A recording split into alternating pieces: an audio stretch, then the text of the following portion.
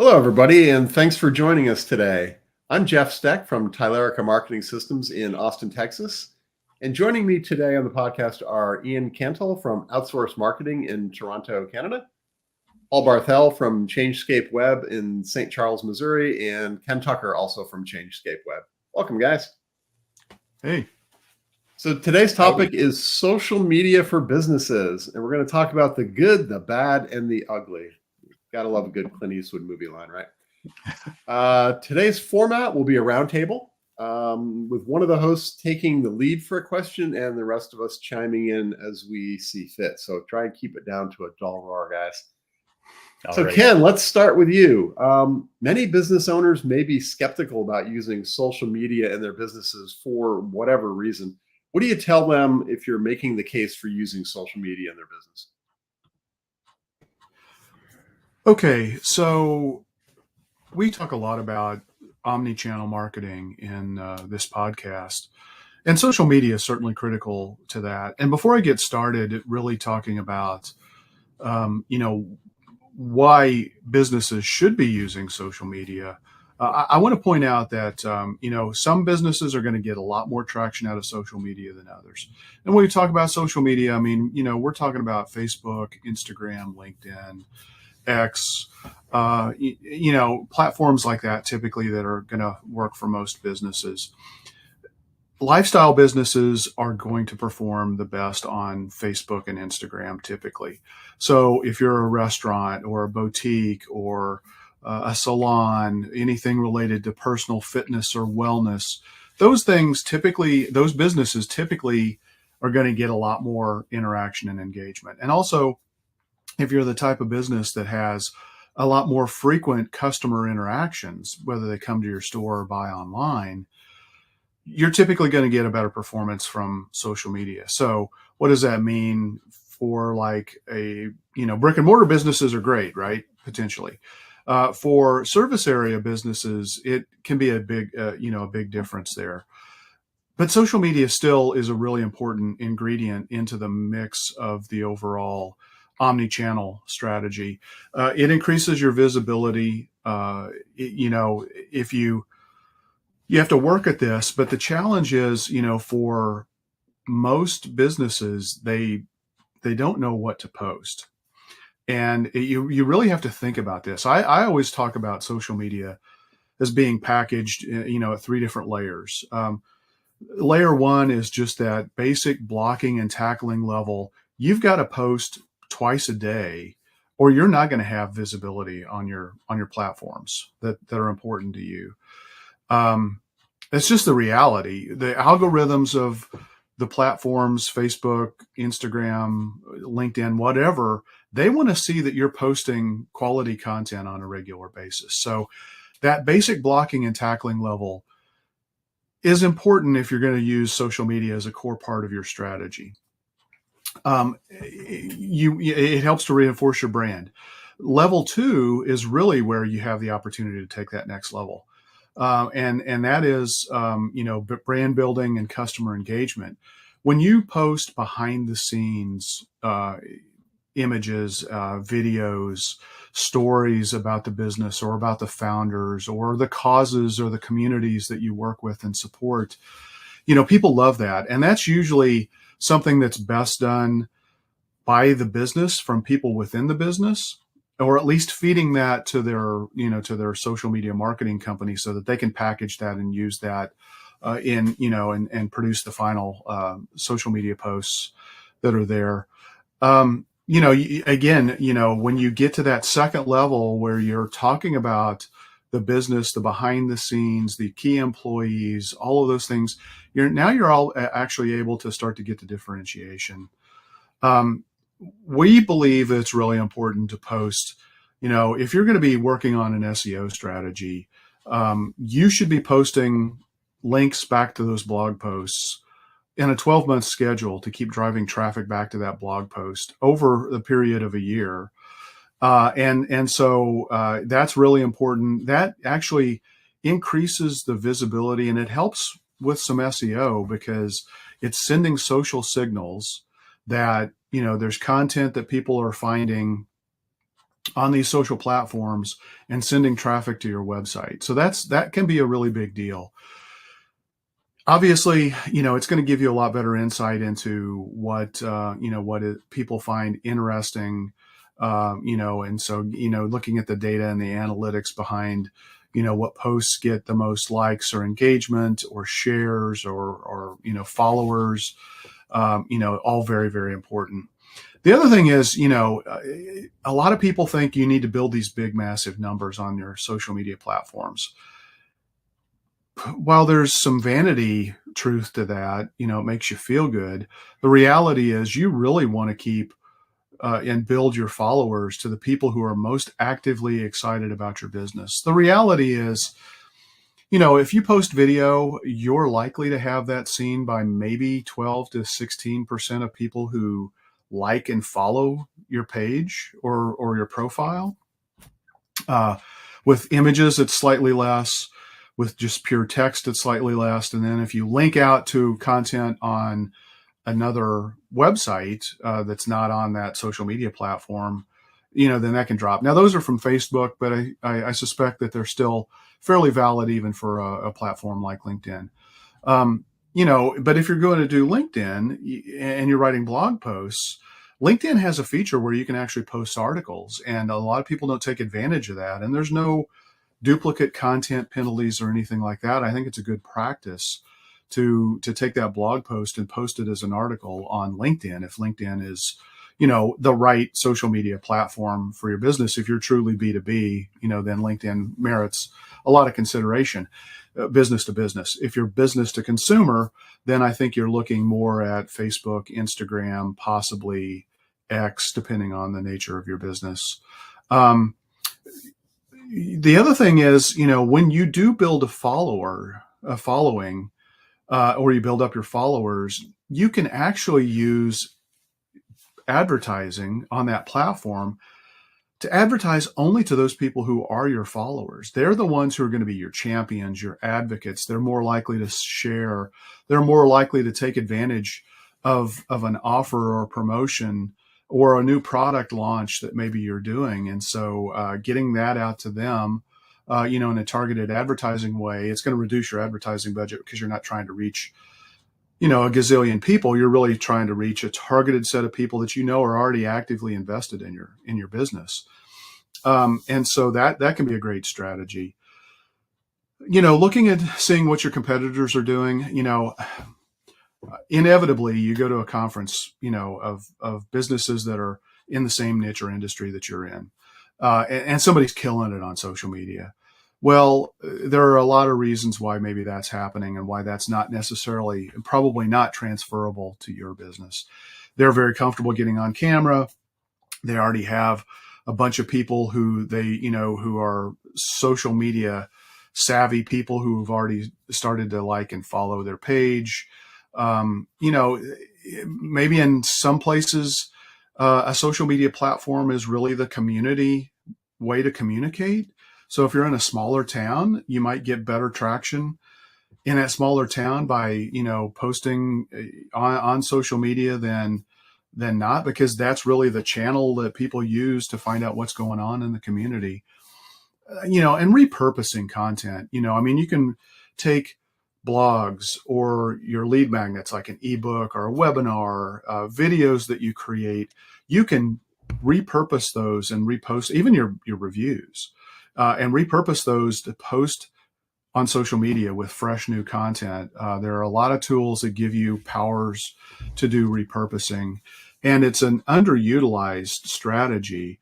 And really, to me, for a lot of businesses, that's ultimately the power of what social media can bring, is the ability to repurpose that content to help get a fresh new set of eyeballs on it.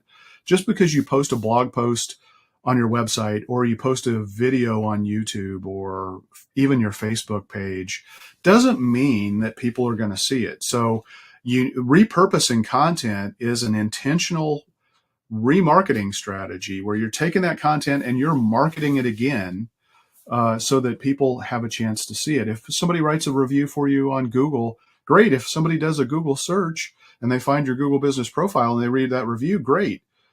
if they don't do that, but they're perusing their news feed on Facebook or X or whatever, and you're reposting that video, that review on that platform, now you're increasing the visibility of that, and that provides social proof. So, there are a lot of different things that I think businesses really need to think about, and level set their expectations of what's possible with social media.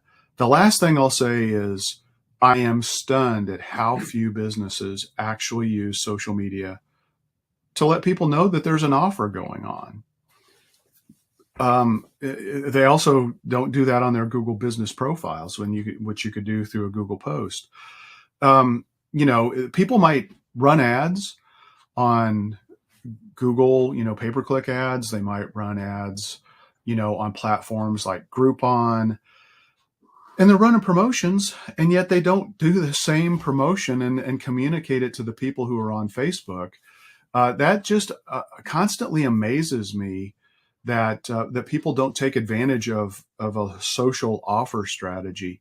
At the end of the day, it was true at the beginning of social media when we shifted over to where businesses could have, their pages or profiles specifically for their business. It was true then. It's as true today. The main reason people like or follow or engage with a business is because they're looking for a deal. And, if you're not taking advantage of that strategy to build your followers, keep them engaged, keep them coming back into your business, using social media to continue to grow your list. Look, at the end of the day, Facebook can cancel your account. Twitter can shut down your account. But if you can use that platform to get people to subscribe to your email or text marketing list, which is a strategy, again, that most businesses do not think about and take advantage of. If that platform goes away, now you're screwed. You build up, 400, 500, 1,000 followers, and they're gone. You have nothing to show for that. But if you can get them off the platform, signing up to be on your email or SMS or text marketing list, now you have a way to continue to communicate with them. So if you use texting and email and social media and your website all in a symbiotic way where they're all feeding on top of each other and back and forth between each other in an omnichannel way, that's where you're going to get the most bang for your buck on social media. Sadly, when somebody buys social media services from a marketing company or marketing agency or marketing consultant, we're not talking about that level of sophistication. There's a lot to go behind creating effective social media strategies and executing on those. And that most businesses think it's just a cheap, easy thing to do that shouldn't cost a whole lot of money. And therefore, they make judgments that social media doesn't really work for them. And again, there are always going to be cases where you're going to find somebody at a chamber event or at an industry trade show that you go to where you're talking to other businesses in your industry, where somebody is killing it on social media. That's the exception rather than the norm. And those practices usually aren't very translatable because they're usually driven by personality of that particular person in that business. So it's important to have a system in place to make social media really work for your business. That's the case that I would make. When you do that, you're going to get really good, solid results from social media. So with that, I'll wrap it up, and I'd love to hear what else you guys have to say about this. Yep. Thanks, Ken. That's all good stuff. Some thoughts that I had when you were talking through it. I'm glad you kind of took it back to omnichannel. You kind of took it back to the systems approach. I mean, we're all duct tape marketers. We all believe in starting with strategy first and having a good strategy and then building the marketing system for the business out of that.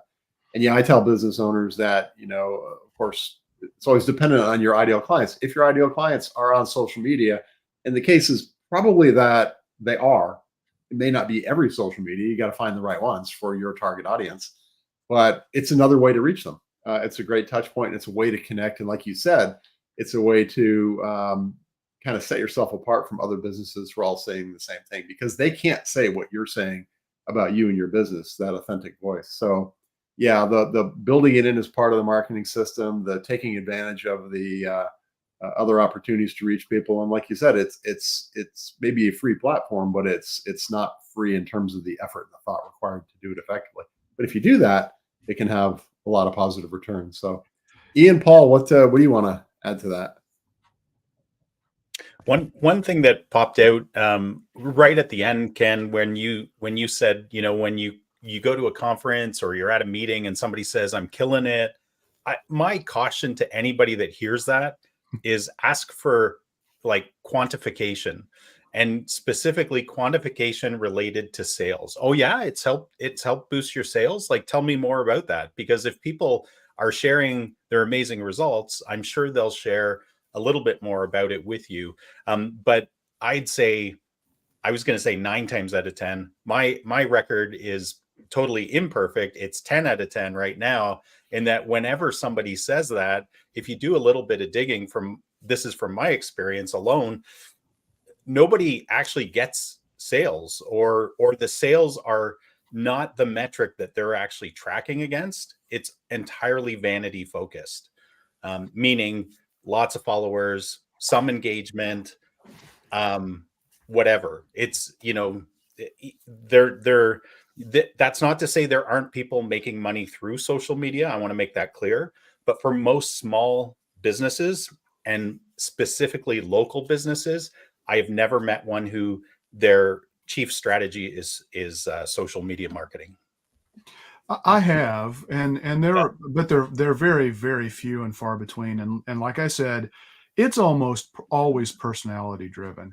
There's just something that people want to see that person, and because they have the attention, they take action, and it's very rare, but it is. And I think it's really the cult of personality of that person, and that's not transferable to other businesses.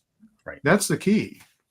It's just like any other, being a professional athlete, top 1 to 2% of all people that try to be a professional athlete are a professional athlete. The same is true with almost any kind of viral type thing we can think of. Yeah, it's a very small percentage. I think the key really is just, a lot of businesses, they may choose to use social media as their only channel. And that's a tougher road. That's a much tougher road. When you look at it in an omni-channel amplification strategy, I think is when you're going to get your best results. I think you made a really good point on that, Ken. Oh, sorry, go ahead, Ian.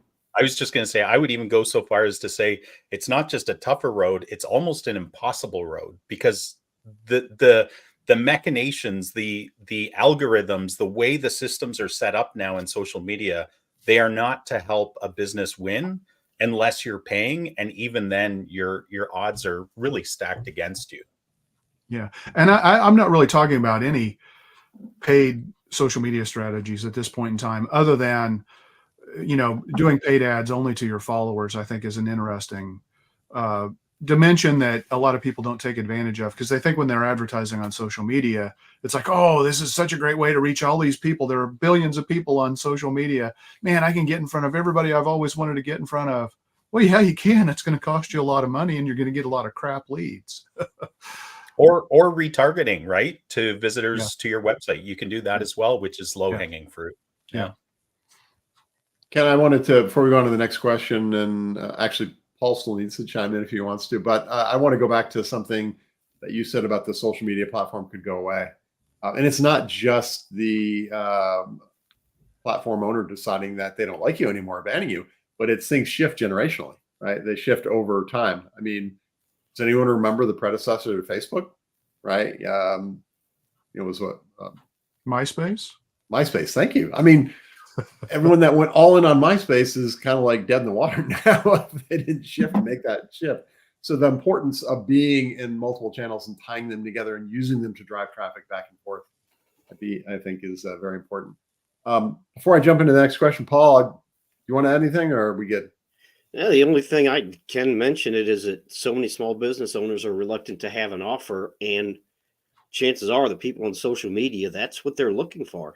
And if you're not having some kind of offer and your competitors are, you just lost. Yep. Yeah, so that's a good segue into the next question, because it also goes the other way, right? People that use social media for nothing but buy our stuff, buy our stuff, buy our stuff are missing the boat too. So let's transition to the next question with that then. Ian, what are some misconceptions and mistakes that businesses make on social media? Like, I have to say, Jeff, you asked the right person this question. Maybe everybody on this podcast is the right person, but I really appreciated being able to answer this question because I don't know about you guys, but I spend probably more time answering misconception questions about social media and sometimes about SEO and some of the other platforms. But social media is way up there as far as the number of questions I get and the misperceptions, conceptions that people have about it. So I kind of rank my misconceptions that I wanted to share. So number one, I would say the biggest social media misconception is that it's free and it's easy. Because for consumers, we get to post anything we want for free, and it's relatively easy to do that. And it's relatively easy to actually get engagement with our family, our friends, followers. But it's a pay to play kind of scenario environment now. And it has been for over 7 years. The social channels are not dumb. They know that they have to monetize this system in order to be successful. And some of them are still not making any money, but they're trying to, right? So social media, really for a business, you have to pay to play, meaning you have to do ads. Ken said he's seen some successful ones who do it organically. Again, I haven't seen those from a small business, local business standpoint.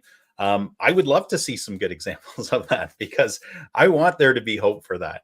The other aspect of that misconception is that it's easy. It's not. It takes time, it takes energy, and it takes money. Like if you're not doing the posting yourself, the creation of the post, the thinking of the post, the strategy, and making sure that they go up and that they're responded to, you have to pay someone to do that, whether it's an internal person or an external person.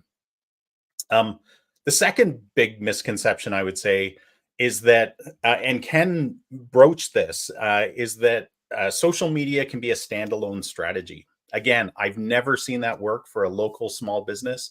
For most small businesses, organic social media marketing will never drive as many leads or have as high return on investment as things like email marketing, search engine optimization, paid ads, content marketing. I mean, it just doesn't. So, and then the third big misconception I would say is that small businesses, that they look at their competitors and they go, "Hey, those guys have more followers, more engagement. They're successful with social media. Why aren't I?" And the interesting thing is that Ken talked about there being 3 layers in his kind of viewpoint of social media, where you have kind of the table stakes. You got to be there, right? Because people are looking for you. You got to be part of the community. And then brand building and customer engagement. And then the next layer. And I would say, like, you have to be there for table stakes. So you should be posting regularly. But oftentimes when you look at competitive data, so I went through this with a client recently where they shared a screenshot of a competitor's social post, and they were like, "Ian, why do they get so much engagement and we don't?" And so you look at the data, let data be your guide. So I went into the actual post. It wasn't a post, it was an ad. But even still, I went into the post or the ad and I looked at the engagement. Yes, there were 7 likes, right? Yay, like that's okay. And then there were comments, 6 comments, but half of those comments were the company commenting back to the person that commented. So take away that. So there's 3 comments now. 2 of those were people slagging the business. They hated the business, right? So people look at the data, let the data be your guide. If you're comparing yourself with the competition, actually compare yourself with the competition, drill down a little bit. And then just a few other I would say misconceptions I think that are important to know is every post does not need to be a Mona Lisa, people. Posts are fleeting, right? Like, yes, they live on your page or your profile forever, or as long as the systems allow it. But truthfully, the people that see your posts that are your followers, like, it's there, it's gone. It within hours, if not maybe days, right? So don't over engineer your posts. Think about them, be strategic, but don't over engineer them. And then another misconception is, oh, there's all this buzz about this particular social channel. Jeff, you talked about that. You do not need to be on every social channel. You need to be on the social channels where your clients and your prospects are. That's the most important thing. Don't burn yourself out. Be sustainable. One other misconception I get all the time, and this goes back to Ken's layering effect, is that a lot of businesses think they can outsource their social media and be highly successful. I would say you can outsource your social media to a marketing agency like any of the guys on this podcast, or to another one, a social media expert, and you will get that table stakes layer. You will get and maybe a bit of the next layer up with branding, but you will never get the super high engagement that comes from your team posting things like birthdays, like team events, like dancing between patients, whatever it is, right? Like, those are the posts that get your mom to engage, your friends to engage. And then that booms the social media presence, because now not only is it your followers, it's their followers that start to see it. And that starts to create this ripple effect. So, those are some of my pet peeve misconceptions about social media, but I think they're really, really valuable for business owners to understand. What about you guys? Do you have some other ones? No, not really. I mean, you pretty much covered it. I think is you have to be on the right channel. A lot of people think that they have to be on every channel out there, and from a business perspective, no, you don't. You need to be on the channels that your clients are using. Yeah. If I can share one other thing, I think this is really important. This relates to the metrics that you watch, and you guys talked about vanity metrics earlier, and I think that's really important. We had a friend of ours who was a service-based business, and they felt there was a gap in the market at the time where a certain type of commercial had stopped being done by that famous company during Super Bowl ads. And so they took it on themselves just for fun. They invested some money. They created a new Super Bowl replacement ad, basically, but it was just a video. They did it primarily for fun, but also they thought it could be very engaging. So they were sharing the story of how they reached 1,000 views of this ad. And then now I looked at it today and it's actually at 1 million views, which is very cool for a local business.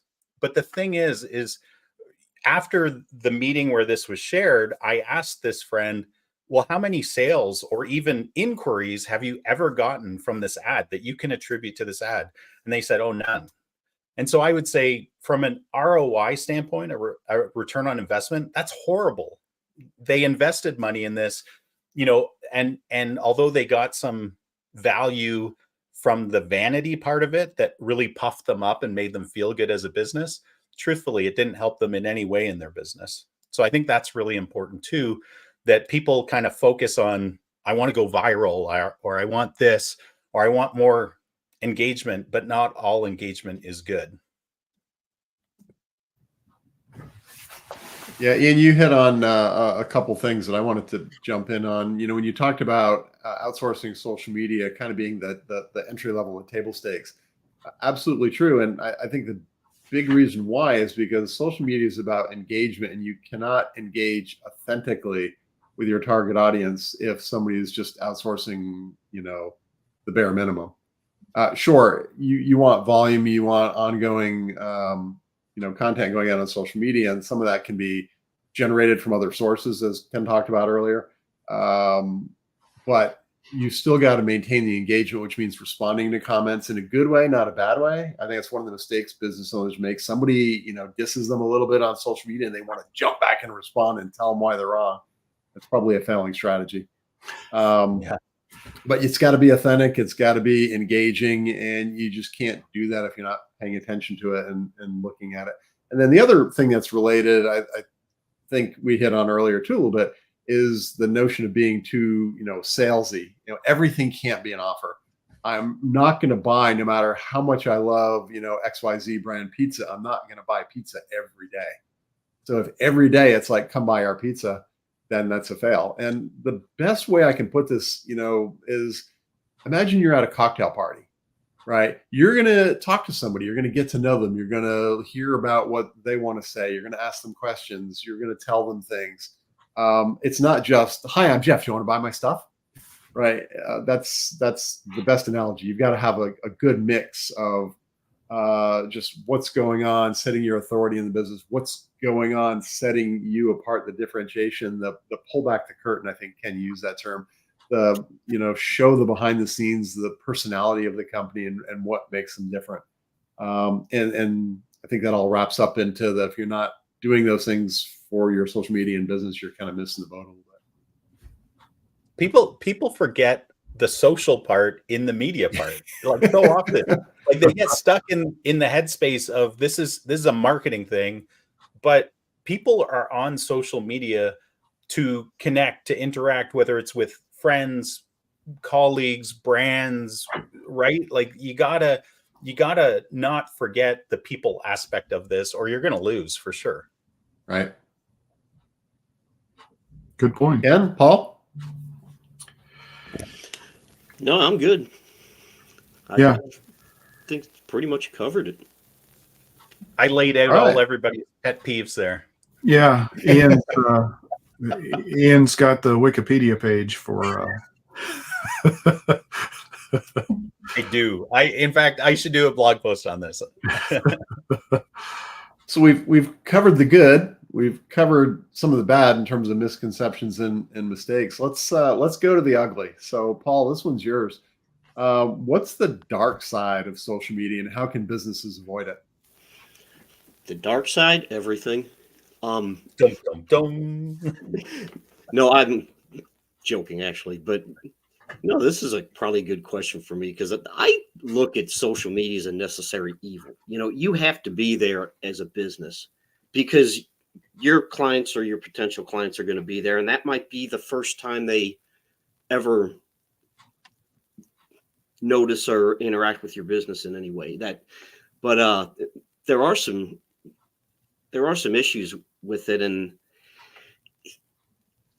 I think the biggest thing is misinformation. It's horrible, and there are people out there that they get almost all of their information from social media, and they think it's accurate, and it's not. But one thing with social media, and this can happen outside of social media, is brand jacking. It just seems to be easier to do on social media, where someone basically co-ops your brand, and that can really cause a lot of problems for a business. It can lead to negative viral content, which is a problem. And there's just, like I said, there's people that go on social media and just post information they know is wrong. It happens all the time. There's a lot of data out there that it happens. But I think some of the biggest things with social media is that it changes so fast, and other than paid advertising, how do you measure your ROI? Because it's difficult to scale. Every platform is different. You have to take some time and effort into figuring out where your ideal clients are, which channels they're using, and goes back to something Ian said, that they think it's easy and they think it's free. And I think a lot of small businesses, they don't realize, and I think Ian kind of touched on this too, that as a individual, so to speak, as a consumer, using social media is vastly different than using social media in your business. And if you're not, engagement and likes, that's great, but is that leading to sales? Something else we talked about. And if it's not, I mean, you can put a lot of time and effort and money into social media and not really get anything tangible out of in the form of revenue or sales. And again, scaling, it's really difficult to do, but I think the pace of change in social media, and something Ken said, they can take that platform away. They can shut down your account and look at the things that are going on, not that Google is social media, but with Google right now and Facebook and Meta in general, they're having some really serious problems. Didn't the EU slap a huge lawsuit against Meta not too long ago? Yep. And you don't own it. And we've talked about this before. You own your website, but you don't own your Facebook account. You don't own your Google business profile. You don't own your Instagram account. And they can change the rules on you at any time, and it's completely out of your control. So I think those are some of the biggest things that businesses need to be aware of. Like I said, it's using social media from a business standpoint is completely different than using it as a consumer. Paul, that's a good point. I think one of the things too that I'm very guilty of this, and I've been trying to challenge myself a little bit. Early on, I'm kind of a purist in terms of use social media, your business profiles or pages or whatnot for your business and keep your personal life kind of separate. But that actually, there's a little bit of crossover that I think you should consider that is healthy and beneficial. It's okay. Don't be salesy, but it's okay to let people know what you do for a living or success stories that you've had from your business, to share that with friends on Facebook, for example. If you're not doing that, you're missing a bigger opportunity, I think.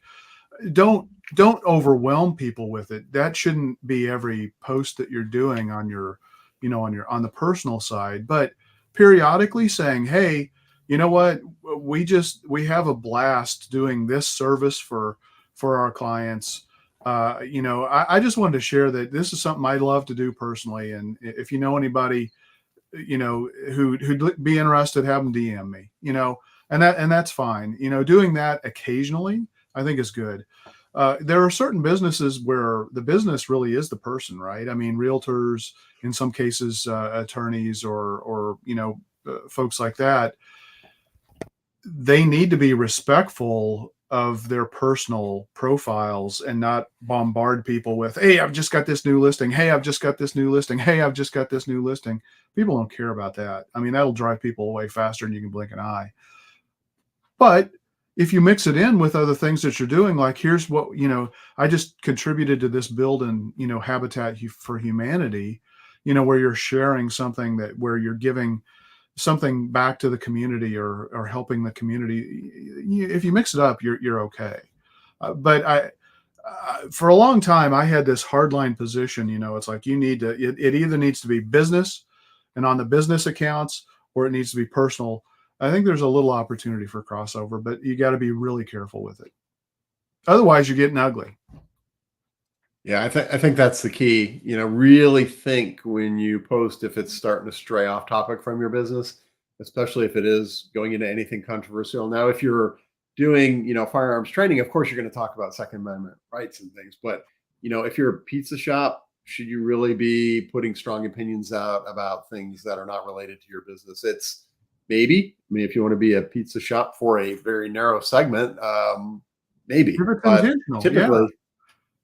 Yeah, you want to alienate people, right? Based on who you think your ideal customers are. Yeah, then maybe that's okay. But usually there's not that thought that's put behind it. Sadly. Right. Yeah, let's be a little careful about that. And I think some of the other the ugly side is there are a lot of bad actors out there, a lot of trolls. People that are going to just try and get you riled up, try and make you look bad. Paul hit on a bunch of the things. Misinformation is huge. So take a critical view, when you're looking at it, when you're doing competitor analysis, kind of think about, Does that make sense? And then don't necessarily jump on their social media and flame them for it, but just think about what you want to say and how you want to say it and how it'll be perceived. This might be a good place to slip in right before we started the topic I wanted to talk about before we get to the bonus question. Does anyone else, before I do that, does anyone else want to jump in on the ugly or dark side? All right, so then maybe it's the dark side or ugly. I don't know. What's everyone's take on social media influencers, the role of social media influencers? This came up in a networking group that I was in yesterday afternoon. We had a really good conversation around it, so I thought it would be a good one to slip in here someplace. It depends on what they're influencing. I mean, I'm not a social media person. Anybody that knows me knows that I'm not a big social media person. So as far as influencers, I can't really speak to it because I don't really follow anyone on social media. I just don't. I'm shocked, Paul. I know you are. Me too. Yeah, I actually liked how Paul started that with it saying it depends what they influence. I think influencers can be a double-edged sword. I think, the good thing about influencers is they give you access, and that's what you're paying them for, or providing some sort of break or bonus or whatever you're doing. Usually there's pay involved, but you're doing it because they are a conduit to people you're trying to connect with. I would just say, most influencers I've seen out there, and there is exceptions to this, but most influencers are general, meaning they're not local. And so I haven't seen a lot of local influencers, but I'm sure there must be a ton out there because they have to start somewhere, right? But I would just say, be very careful and look. I was talking about data-driven decisions earlier about social media. I think you need to really understand the data. So if you're considering an influencer, really dig into the data. And if they give you general data, like I have this many followers, ask them for geographic breakdown, right? Give me a geographical breakdown of these. If we're a local business and you have followers all around the world, how does that help me? Why should I pay you for connections to those people? So is there still value in having an influencer share your posts? Probably. But are you overspending? Yeah. And then the other side of it is,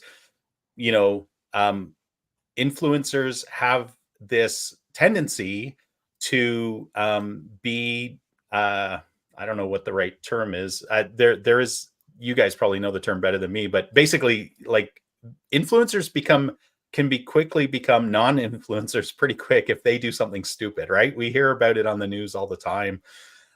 So again, be careful who you tie your business and your brand to. Yeah. But it can be a good strategy if you find the right people. Yeah. And sometimes it happens serendipitously for a business. I just think about, what happened with Taylor Swift and, a clothing store in Kansas City. She bought a jersey, for her, to wear her boyfriend's number or whatnot. And, that business just blew up, because everybody's like, oh my God, where'd you get that? That's so cool. And so sometimes that's just going to naturally happen. That's not influencer though. Taylor Swift is absolutely an influencer, but she wasn't being paid for that, at least as far as we know. It was just something that she decided to share, and it happened organically, and that's great. One of the things that we talk about all the time as part of a core marketing strategy, which I think is kind of an alternative to an influencer strategy, and that's to leverage your strategic partnerships. Yes. There is absolutely nothing wrong with you reaching out. If you're a plumber and you work with an electrician and you work with home builders and real estate agents, you know what? Have a formal or informal agreement to periodically share each other's content. That's great. It's getting it in front of a new audience.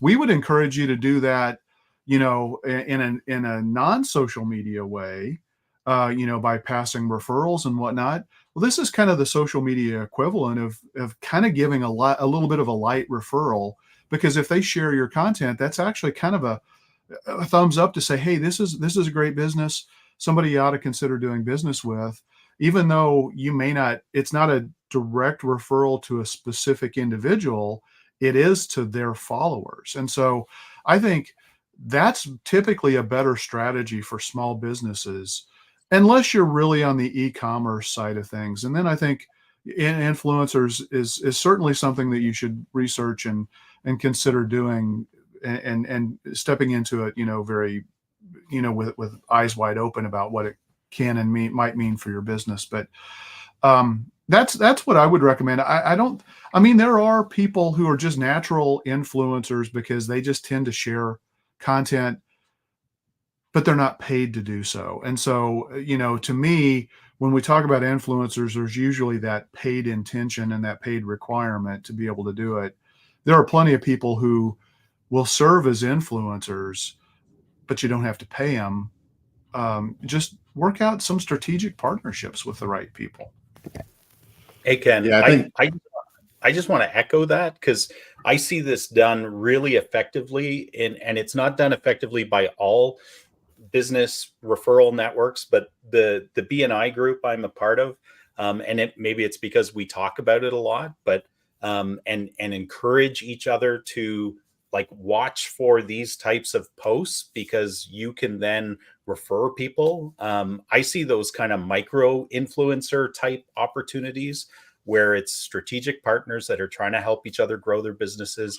When you see a post, when somebody's looking for a website, say Ian's your guy, and, send them a link to my website or whatever. And those kind of things are a type of influence that I think, are tremendously helpful, especially on a local side.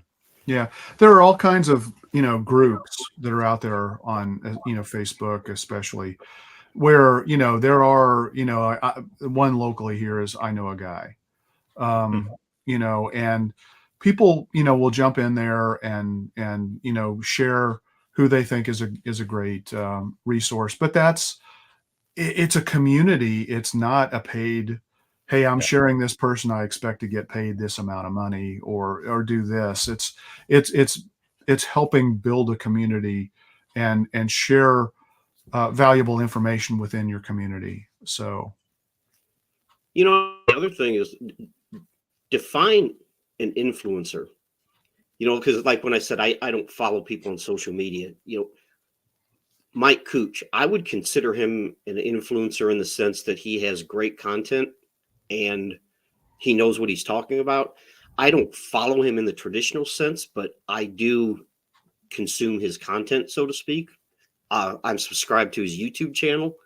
So he's an influencer, but as far as I know, he doesn't, maybe I'm wrong, but he doesn't, like we were talking about, okay, here, I'll share your post with my followers and I want to get paid for it. I don't think he does that.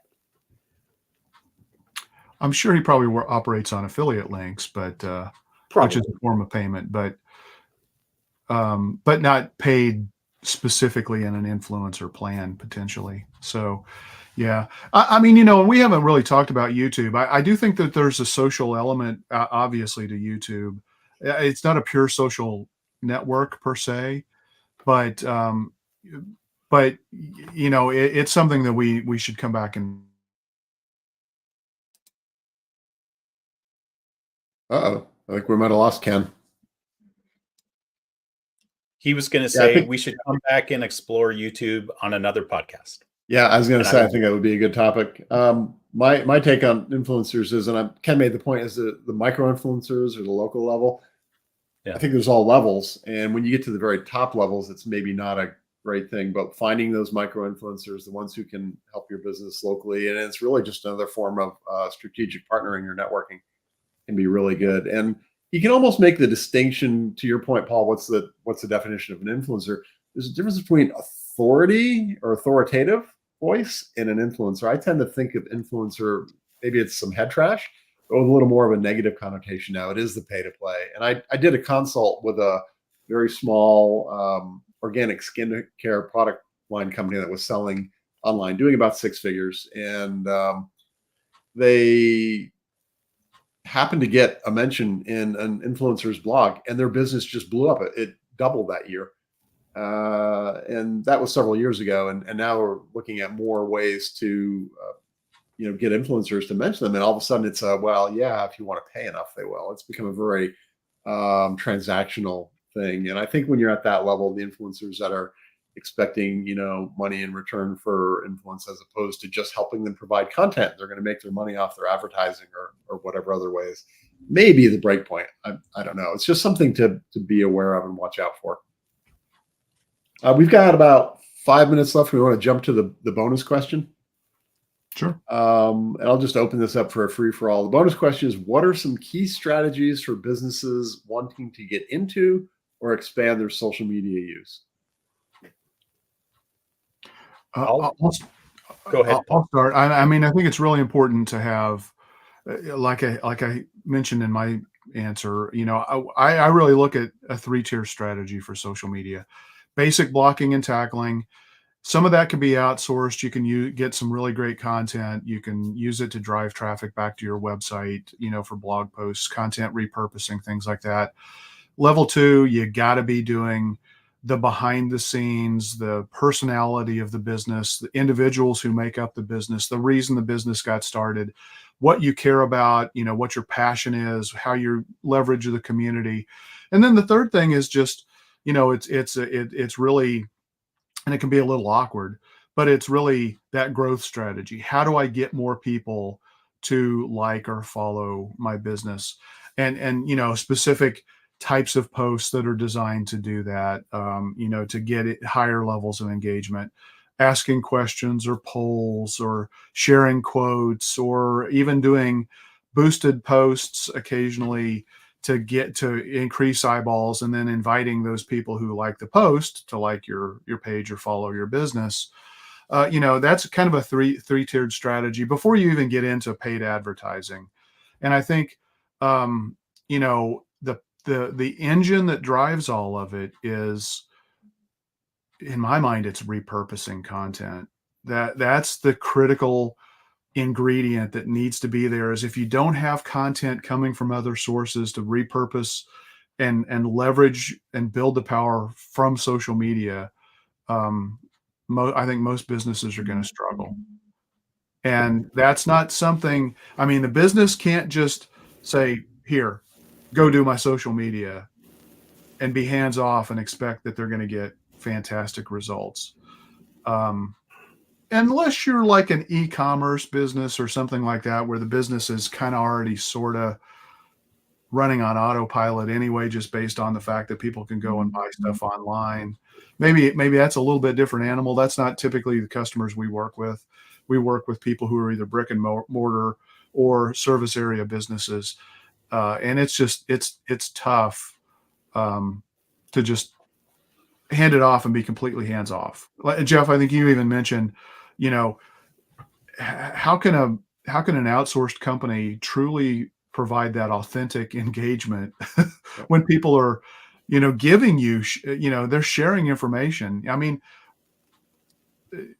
You can do some of that, but that's going to cost you a lot more money to have somebody that deeply invested in your business to be able to properly provide those responses.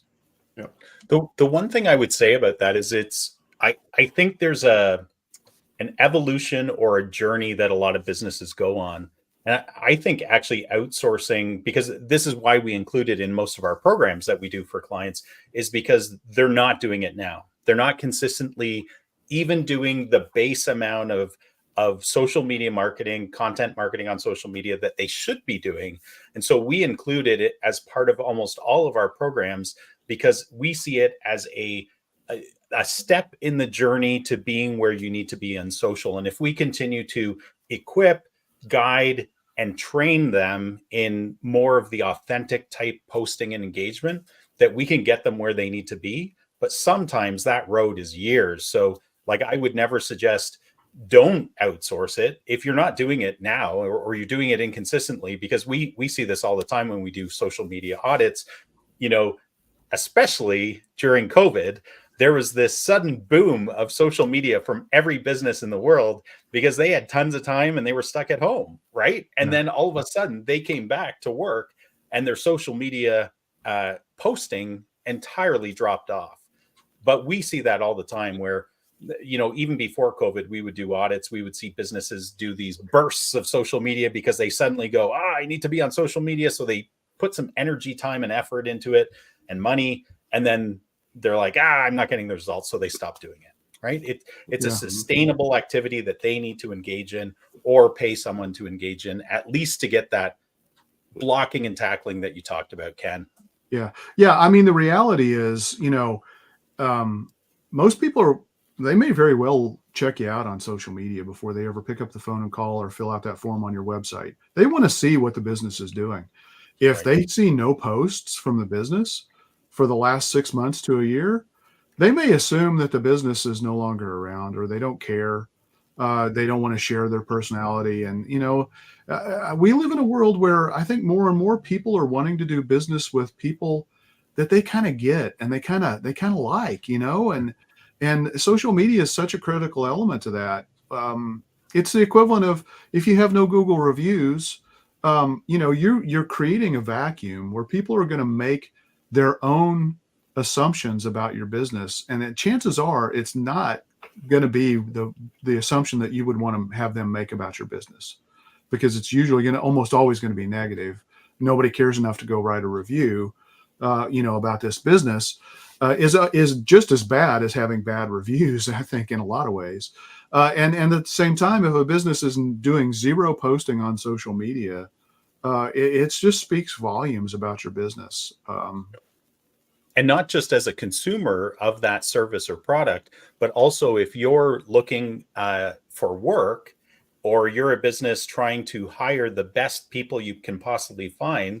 And we saw this in the trades since COVID, right? Like, social media can be a very important aspect of presenting your brand, who you are, why they should work for you. Mm-hmm. And if you forget about that, it's your loss, right? Yeah. Yeah, I think as I wrote down some notes on the strategies, I wrote down have a strategy. So, but yeah, be authentic. We talked about. I think some other things are pay attention to the quality, right? If you're doing videos, if you're doing images, you know, make sure they represent you well. They're representing your brand. You don't want videos that are poorly lit and you can't hear the audio. You don't want images that are fuzzy. And then pay attention to the trends. Look at the analytics. Look at the insights, and just commit to it. You know, you don't have to do it full time, but you got to do it and make it part of the overall picture.